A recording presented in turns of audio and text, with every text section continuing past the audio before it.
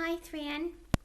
Today we are continuing on with The Boy Who Grew Dragons. We are on chapter 17, which is called Oi Stinker.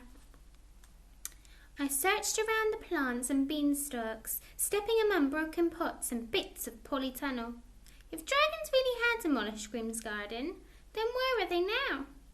In the end, that question only bothered me for about 20 seconds because of the low-flying cucumber. As I said earlier, cucumbers and dragons are not the same at all. And one thing a cucumber definitely can't do is fly. Or so I thought. Except this one plummeted from the sky, almost knocking me out. I looked up just in time to see two shapes spiralling upwards over Grimm's greenhouse. One of them was clutching what I guessed was a bunch of carrots. Glittering sparks lit up the sky and fizzled out around them. Dragons. Flicker spotted them, and, leaving the half-chewed plant, he flew up into the air. In his excitement, his whole body pulsed with ever-changing colours, and the sparks that shot out crackled around me. He rose higher and higher, and for a heart-stopping moment I thought he would follow the others. But a little way above the treetops he turned, and flickering orange and gold he came back to me. He settled on my shoulder and wrapped his tail around my neck, and it felt like a buzz of electricity against my skin. We stayed there watching, until the two dragons were tiny specks, and then disappeared altogether. I was right, there were more dragons. But it was clear that after some initial damage, they weren't staying long in the garden, or even nearby. Not given the general absence of fires and chaos in the village. But where did they go? Where exactly did dragons live? Unfortunately, it turned out that was a question that was going to bother me for a lot longer than 20 seconds, and no cucumber was going to drop the answer on my head either. I kept looking, wondering if there were any more dragons hiding in Grimm's garden. I tried to remember how many empty dragon fruit skins I'd seen. I needed to check if there were other dragons who hadn't yet flown away. Maybe I could coax them into Grandad's garden and prevent any more damage being done to Grimm's vegetables. I made my way over to his shed. Some material covering the window meant I couldn't see in, but I stared through the glass of the greenhouse at the tidy row of pots, each one with a tiny shoot peeking out. They certainly interested Flicker, who flew straight into the glass several times before giving up and landing in a disgruntled and slightly dazzled heap on a nearby branch. They were probably Grimm's pride and joy, so it was just as well the dragons hadn't managed to get in there. And then a dreadful voice growled from the shadows. "Oi, get your snotty nose off my glass, you vandal!" No prizes for guessing who that was.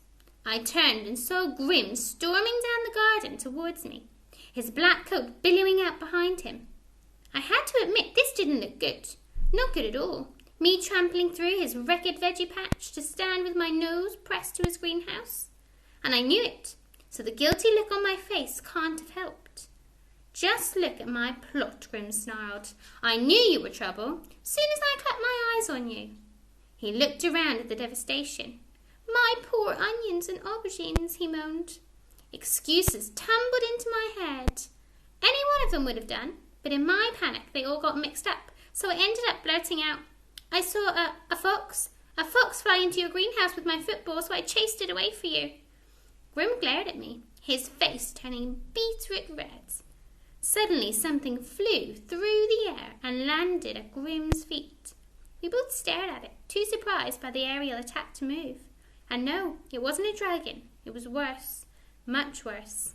Seconds later, the smell hit us, as the air filled with a toxic reek of rotten egg. Stink bomb. I ran, as more stink bombs soared around me and an angry Grimm spluttered through the foul stink. "What are you playing at? Do you stay away, do you hear? I'll be watching you." As I jumped the little fence, I remembered the feeling of being watched and the noise of the hedge. It hadn't been the breeze or my imagination. I knew exactly what had caused it and who had thrown those stink bombs. Someone who had got a stink bomb for Christmas. And it meant Grimm wasn't the only one watching me. Stinker by name, stinker by nature, I muttered as I ducked down behind the dragon fruit tree. I waited till I was sure Grim had stomped off back to his house. There was no sound or sign of Liam either, but the faint smell of rotten eggs still lingered in the air. That and something else too. I stood up, searching for the source of this new smell. It was making me dizzy with all its heady scent. Then I saw something. The vivid tendrils on one of the long green cactus arms of the dragon fruit tree had parted. Nestled inside were the white petals of a flower.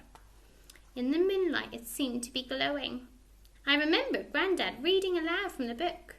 How he had said that before the fruit came, there came a flower that bloomed for just one night. I looked around.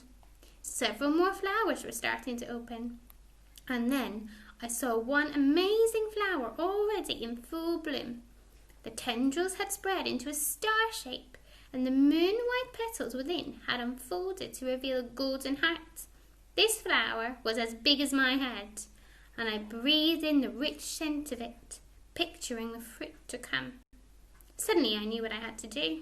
With Liam nosing around and goodness knows how many more dragons soon to be growing on the tree, I needed to get help. I needed my superhero squad with me. Okay, everyone, I hope you're enjoying the novel, and I will see you tomorrow.